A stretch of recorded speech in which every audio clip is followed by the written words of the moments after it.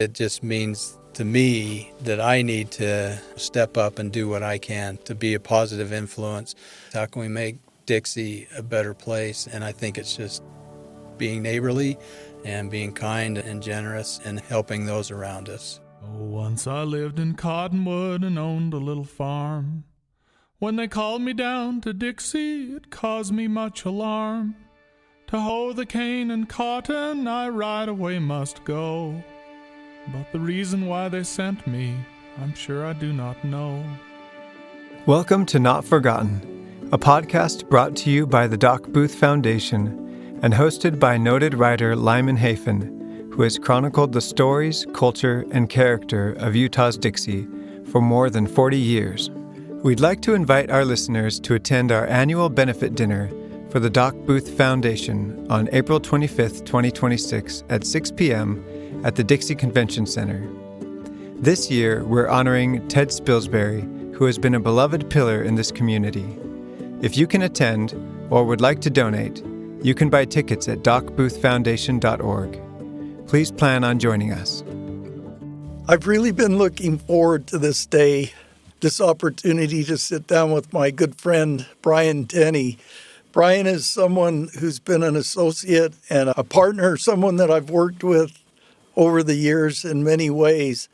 And he has a great story, a story of coming to Dixie himself and raising his family here, but also a great story of deep roots here in Utah's Dixie. And Brian, I appreciate you joining us today.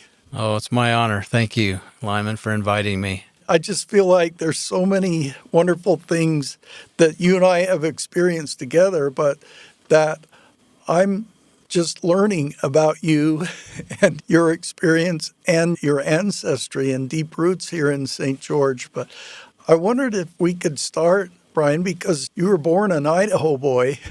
Yes. You grew up in Southern Idaho in that wonderful town of Shelley, Idaho. But somehow you ended up here in Dixie. Tell us that story. Growing up in Idaho was great, but I always knew from an early age about southern Utah. My mother was born in Cedar City and spent her life in Indiana, but my grandparents were also from southern Utah, and when they retired to St. George in the mid-'70s, we would come from Idaho during the summertime. I don't know why. Very hot. But we would come down and visit my grandparents and do, just hang out with them. And my brother and I, he was a year older than me, we would walk over to the baseball diamond over by the Sun Bowl, and we'd watch baseball games being played. And my grandpa would try to get us set up on dates with, some of the girls that he knew from the families from his ward. He lived in the Templeview townhomes over behind the old market basket near the temple. And it seemed to me as we would drive down from Idaho, the longest portion of that trip was the turnoff of St. George Boulevard on 200 East to his place, because it was like 25 miles an hour, and it just seemed like, hey, when are we going to get there? But that's my introduction to St. George, and I didn't really know a lot about it. I do have letters that I wrote back and forth to my grandparents wanting to come and attend high school and live with them. Things weren't going well up in Shelley for me, and so I wanted a new start. And unfortunately, that never happened, but I did look into that and could have been a Dixie High School graduate of 1976. My wife and I lived in the Snake River Valley for 3 years. We always say 3 years and 5 winters. And I'm thinking about you growing up there in Shelley and how cold it must have been, although for you you didn't have anything to compare it to. But what was that like to come from that country to this country? It was a definite change and shock, just because in the summertime when we would come down as teenagers, it was just really hot during the summer. It should have been the other way around. Yeah, we should have come down in the wintertime, but that's when my dad had the time off, was during the summer. When did you start to gain that sense of your deep roots here? Mostly from my mom. She would talk about her family, and I remember one trip that we came down, her great-grandfather, William Henry Cox, or Henry Cox Esplin, was still alive, and he was in his late 90s, early 100s. And I remember, having our picture taken with him. And I think I would have been about 15 or 16 years old when that photo was taken. And it just instilled in me, I want to know who these people are. Why do they exist, and why are they not living in Idaho with us? Why are they living so far away? And then getting to know how that happened, how my mom grew up down here, or was born here but raised in Indiana, but then after their careers were able to retire here to St. George and kind of come full circle. So you had those trips as you were growing up coming to St. George.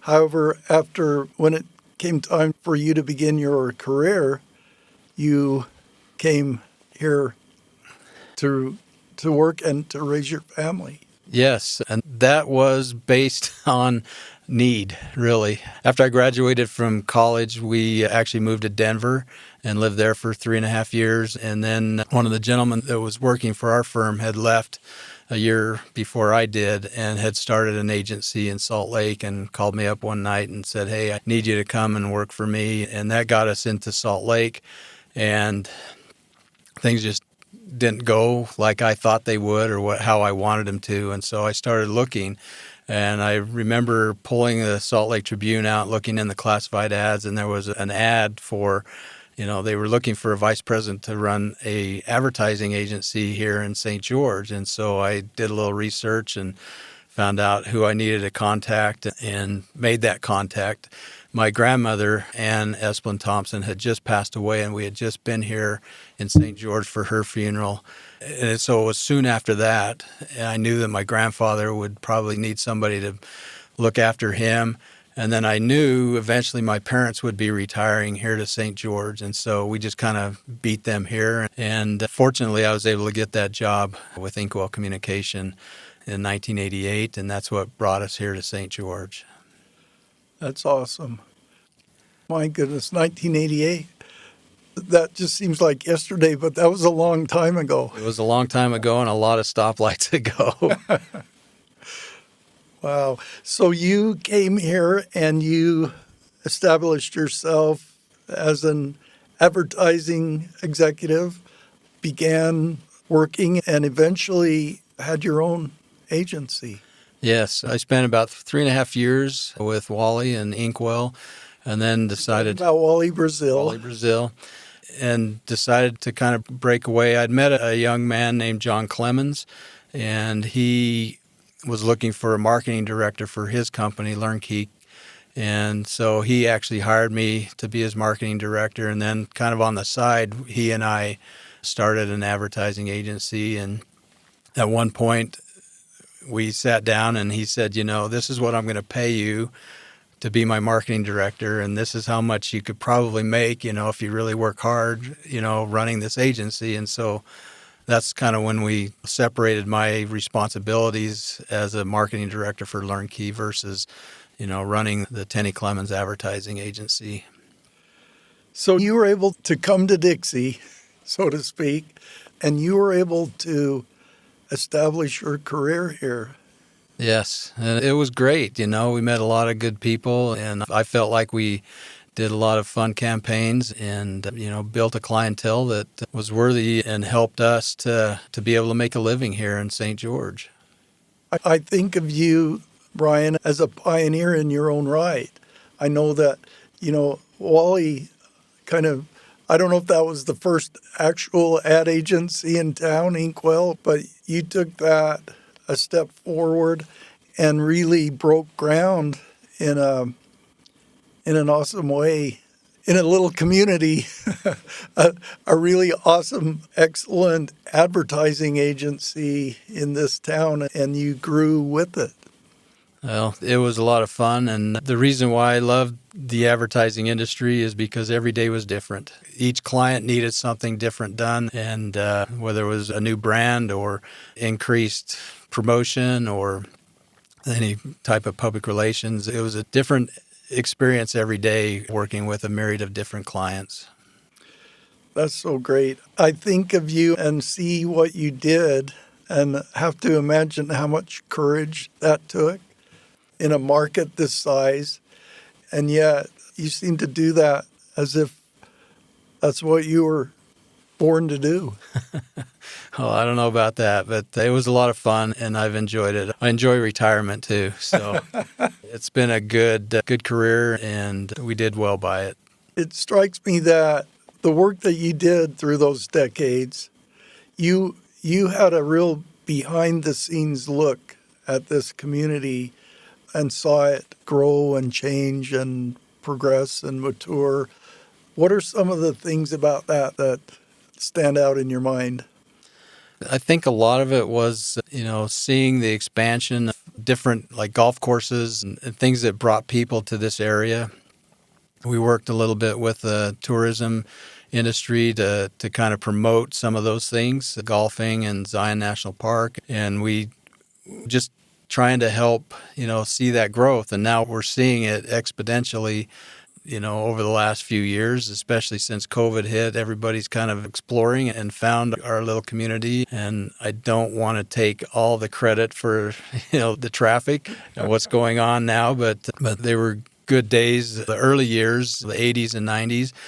It wasn't growing quite as fast as at least from my take on it is, it's almost like we're seeing it grow exponentially overnight with all the building and construction and those industries that are bringing people in here. There's just a lot of great things about this community, but traffic isn't one of them. When you first came and you were at Inkwell, we were working together, so to speak, because St. George Magazine was part of that operation. And I think about the magazine and the thought that we want to tell the world about St. George. And again, just like you said, we can't take credit or the blame for what's happened in St. George. But we had a vision at that time of what this place could be. But I don't know if I ever imagined it would be what it is even right now. Right.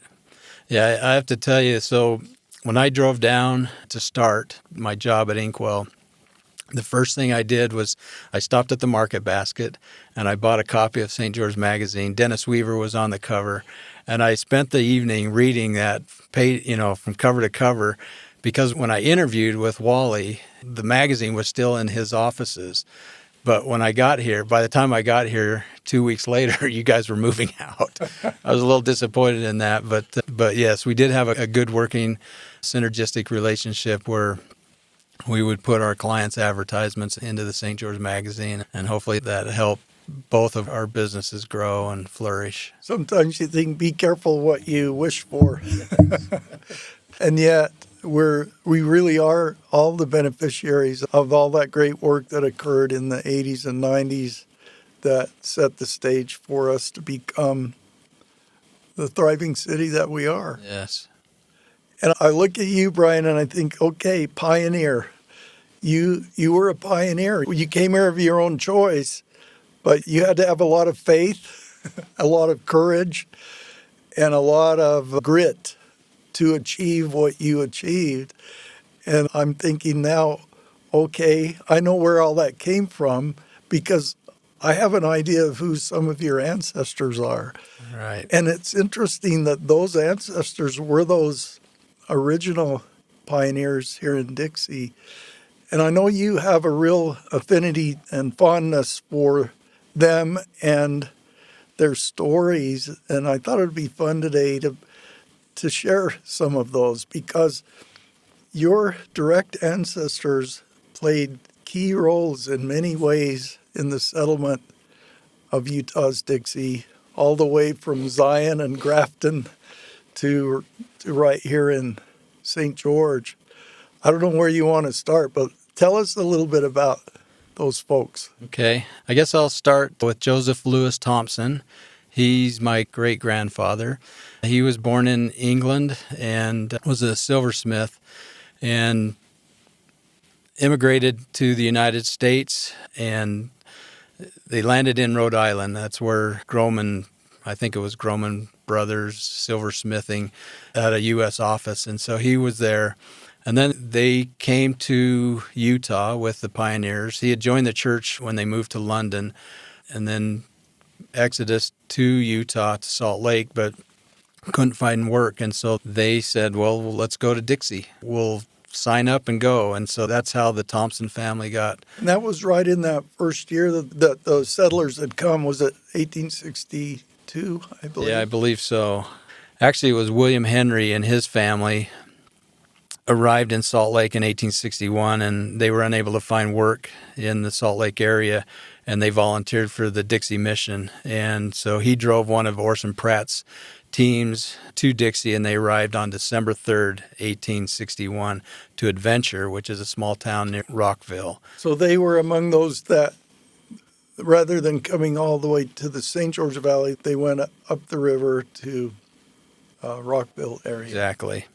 Yeah, and so they spent the winters there through 1862, the time of the 40 days of continuous rain, and by then most of the farmland had washed away. And I think that maybe that was about, we kind of talked earlier about how the Tenneys and the Thompsons kind of meshed together, and because the Tenney family was also in the Grafton area where they were helping settle that area.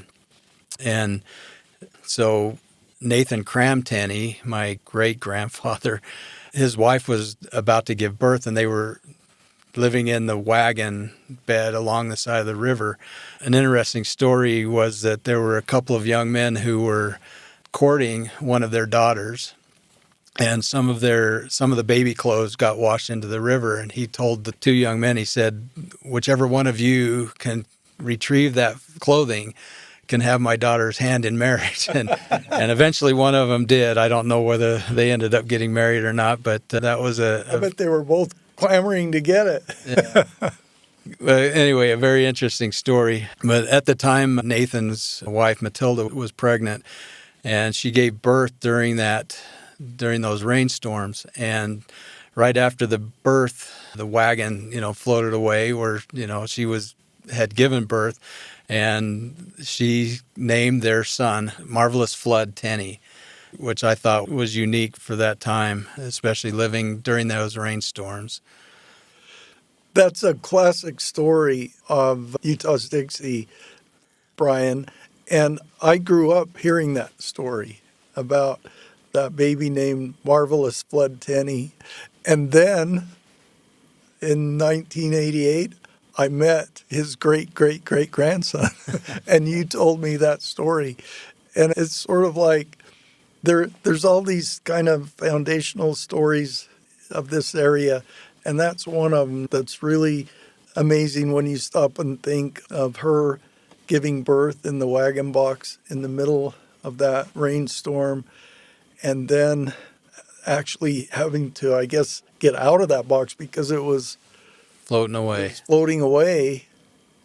And then to name their son Marvelous Flood. It's just an awesome story. Yes, it was. And so I kind of coming back to William Henry Thompson, they were, settling the area. They moved eventually into St. George from Adventure. So William Henry Thompson was a fine carpenter, and many of the old homes in St. George show, a lot of his handiwork. He worked as a carpenter on the St. George Tabernacle. He was the one who put in the door frames and the entries, worked on the front and the south gallery, and also did the carpenter work on the tower. He put the clock in and set it going. While he was placing the weather vane on top of the spire, the large copper ball fell on his head, making a dent in the ball and nearly knocking him off the scaffolding. I remember reading that and how it says it made a dent in the ball, but what about the dent in his head? I don't know. I'm sure that it almost knocked him off the scaffolding, so it must have hit him hard enough to affect him. But this is so neat, Brian. A while back, I sat down with Steve Snow, the former historian of the church, and we talked about the building of the tabernacle and the temple, and we were talking about these stories in general, and now you're fleshing them out with the actual person who put that clock. We were talking about the clock, but he's the one who put it in. He's the one who put the, is it the steeple or the... Yeah, the steeple and the clock. And put the doorways and all of those things. It's neat to put names and people to these stories. We hear the story in general, but then we think about the actual individuals who were working to do it. Yeah, and he was also instrumental in lowering the gallery. You know, the story that you and Elder Snow were talking about, the architect, didn't want to change it, but Brigham Young was very adamant about, getting that balcony lowered. And it was my relative, William Henry Thompson, who went to the architect, actually went to Brigham Young and said, I think I know how to do this. And he told them how he would do it. So anyway, they used the jacks and tackles to lower the balcony at the same time. They had some people were on each of the posts or sections, letting it all down at the same time. That's why now when you walk down a few steps after you have climbed up the spiral staircase. And so it was through his ingenuity, letting President Young know this is how you can do that, and then worked with everybody that was there to get that done. So again, that's a story that I've heard all my life about the fact that Miles Romney, who built the spiral staircase, was adamant that spiral staircase remain at its height. And Brigham Young was adamant that the balcony be lowered. So both of them got their way, but it was your great-grandfather who figured out how to make it happen. And again, it's just so fun to connect those stories. And we know that because he wrote his history. I remember seeing it written in his hand. Yes. He kept a pretty good journal and, wrote that experience in his own hand, and it's in one of our family history books. That's great. Well, tell us some more about these great people. One of the things that William Henry Thompson was called to do was work on the St. George Temple. And he worked on it from like July 1875 until it was completed in 1876. He had placed the boiler in the building for heating purposes, and while he was working there and finishing up, President Brigham Young called him outside and inquired if all would be ready for Monday morning when they were going to have it set for dedication. In 1877 when it was dedicated. Right. Yeah. And William assured him that it would be ready. And President Young said to my great-great-grandfather, he said, Brother Thompson, I want you to go in there and work for nothing and board yourself and stay until further orders. Will you do it? And William replied that he would work there as long as he had anything to go on. He looked upon it as a mission and labored without pay until he was down to bedrock, his family not having the common necessities of life. And he worked on through the years as engineer of the temple. He performed those duties and other duties therein as called upon. And on June 15, 1902, he was set apart by Apostle Reed Smoot to be assistant to President David H. Cannon. And by William's 73rd birthday, he had labored in the St. George Temple for over 37 years. My goodness. That's an amazing legacy. One of the other things that William Henry Thompson loved was music, and he had a real love and started a bunch of bands, musical, just marching bands and musical bands. And anyway, he became the leader of the brass band and later the St. George Silver Band. And he just loved music, and he acted in a couple of the plays and just was a very colorful person, very dedicated person to the church, to Dixie, to his family.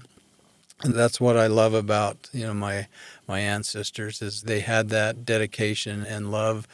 I think it came down to their love for the Lord Jesus Christ and to do whatever they needed to do to make life around them better for not only themselves, but for the people that they came in contact with. It's so awesome to think about a man like your great-great-grandfather who was such a hard worker, who was so devoted, who did all of those things, but he had a lot of facets to his life, and that for the arts and for music and all of that. Sometimes we think of the pioneers as just being nose to the grindstone, but they knew how to enjoy life as well. Yes.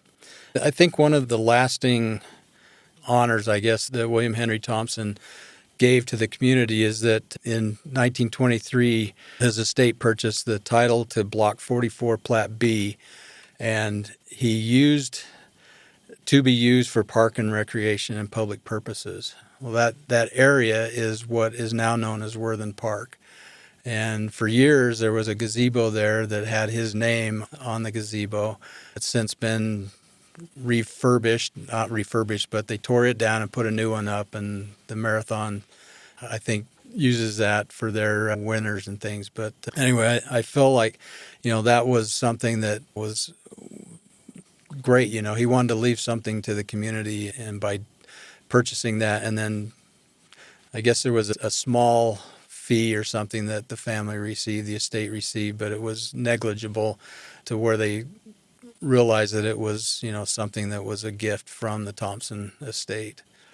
And I'm a beneficiary of that because I grew up 2 blocks south of that park, and that park was my universe when I was a kid growing up here. I remember at some point in my life thinking, how were they able to keep this whole block open like this for a park?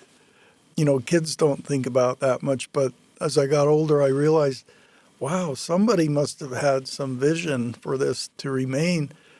And now I know the rest of the story. I think somewhere in that contract said that if the city were to use it for constructing, building buildings or something like that, that the land would revert back to the family estate. And so it's been a park, and I believe it's going to remain a park for eons of years going We have forward. dozens of wonderful parks now in the city, but for many years, up until not that long ago, we called it the city park. It was the park. What do we need to do to get his name back on that park? I'm working with, I've been talking with some of the city council members and Mayor Hughes, and because of William Henry's love for music, they built that new stage there in the corner of the park, and so we're trying to do something with that, but nothing's said yet. But if you're listening to this, please come on, let's do something for William Henry Thompson. Well, I'm glad you're on it, Brian. That's great. So we've got the Tenneys, we've got the Thompsons. So tell us about your heritage with the Cottam family. Thomas Cottam and his first wife, Anne Howarth, were among the early converts to the church in and around Preston, England. And in 1842, they sold all their belongings in order to immigrate to the United States and join the Mormons in Nauvoo. Thomas described his first 2 years in the United States as follows. I'll read this quote. "We are very happy, notwithstanding the poverty, privation, sickness, and persecution of us as a people. During the unhappy year of 1844, a year of continued sorrow, poverty, affliction, and sickness, and the lamented death of Joseph and Hiram Smith, I and my Anne had our portion of these things to endure. A lovely boy had been born to us. I worked hard and fared hard, and finally had got me a house and garden, and bought and paid for it by ditching a small farm of 4 or 5 acres of land on the prairie, and had got a cow. During this eventful year, I was sick nigh to death. Finally, I got near well, and Anne was prostrate and died October 1, 1844.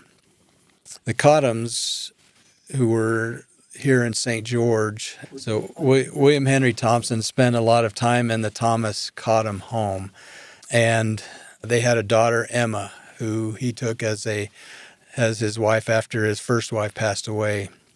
And that's how the Thompsons and the Cottams got together and became family. Thomas Cottam was also a chairmaker. He was by profession a chairmaker, and many of the chairs that you see or that were seen in the temple, St. George Temple, until the renovation in the 1960s, were chairs that he made. for the temple. He was also the sexton for the St. George Cemetery and a caretaker of the St. George Tabernacle during those years. So, Brian, you have this deep legacy of ancestry here in Utah's Dixie, and it's really a special thing for those who have it. I realize that a lot of people move here and they don't necessarily have that deep ancestry, but they still connect to this place in a really meaningful way. And what's also interesting is a lot of people move here and then find out that they have maybe an ancestor who lived here, just like your Tenney ancestors who were here, but then went on to Arizona or somewhere else. But I think it's just really neat how you reconnected with Dixie and your roots here. And I wondered if you might just share your feelings about what it means to you that you were able to raise your family here. Oh, it means a lot to me. I mean, just knowing that I've got ancestors who were founding people, in this community to help build homes and the temple and the tabernacle and dedicated their lives to, survival here in southern Utah.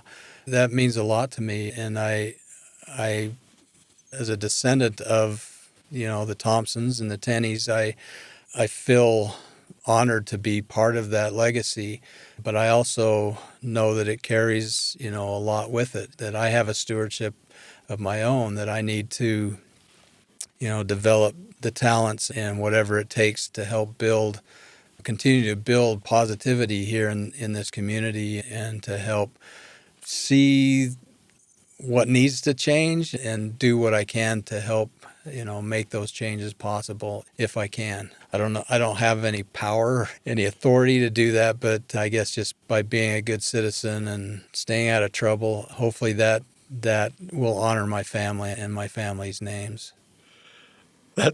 I love how you put that, Brian. I think about you growing up with snow up to your knees and then coming down here and with red sand up to your knees and reconnecting with the place that your DNA actually connects you to. And I wondered what your thoughts are, your feelings.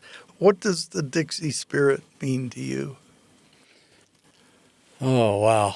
I know that you ask that of almost all of your interviewees on your podcast, and I've thought about it a lot. And I think I alluded to it earlier a little bit about my ancestors and the dedication that they had to Jesus Christ and to following in his footsteps. And again, being good citizens, being good neighbors, being good participants in, the activities and the events that are happening here in southern Utah. I think that it just means to me that I need to step up and do what I can to be a positive influence, to help build and strengthen the community around me, and to do what I can to help my neighbor. That to me, I've had a lot of neighbors help me, and I think that just being neighborly and kind and considerate, the Scout motto, the Scout law, all those things rolled up into one. How can we make St. George a better place? How can we make Dixie a better place? And I think it's just being neighborly and being kind and generous and helping those around us. You, in your profession, you've been involved. It's a profession of creativity. And I think back to your great-great-grandfather Thompson and the creativity, the ingenuity it took to say, yeah, I can figure out how to lower that balcony in the tabernacle. I just think that's such a great example of the Dixie spirit, because they came here with basically nothing and they built what we have. They had to be creative. They had to have a lot of faith and guts to take it on and do it. And We live in a different world now where that faith is demonstrated in other ways. But I know that you're just such a great example of that. You came here to raise your family and to make this a better place. And you've used your creativity and your abilities to do that. And I just want to express to you how much I admire and appreciate you, Brian, and all you've done. And thank you for sharing these great stories. You're welcome. It's been an honor to be here with you and Ricky, and to hopefully set the stage for others, that have ancestors here, and something to be proud of. You bet. Well, thanks, Brian. Thank you. The Doc Booth Foundation is dedicated to empowering individuals through educational opportunities and promoting mental health advocacy. Through scholarships and funding for important community needs, the foundation perpetuates the can-do spirit of the founders of this community, using the lessons of the past to chart the course for a better future. Make your tax-deductible donation at docboothfoundation.org. Not Forgotten is produced by Ricky Valadez and made possible by the generous support of St. George Area Zag Stores, industry-leading tech support and accessories. Lyman Hafen's books can be found at lymanhafen.com. Once I lived in Cottonwood and owned a little farm. When they called me down to Dixie, it caused me much alarm. To hoe the cane and cotton, I right away must go. But the reason why they sent me, I'm sure I do not know. We came to Dixie, and we called it home. Oh, in Dixie, we've lived and grown. But the reason why they sent me, I'm sure I do not know. The hot winds were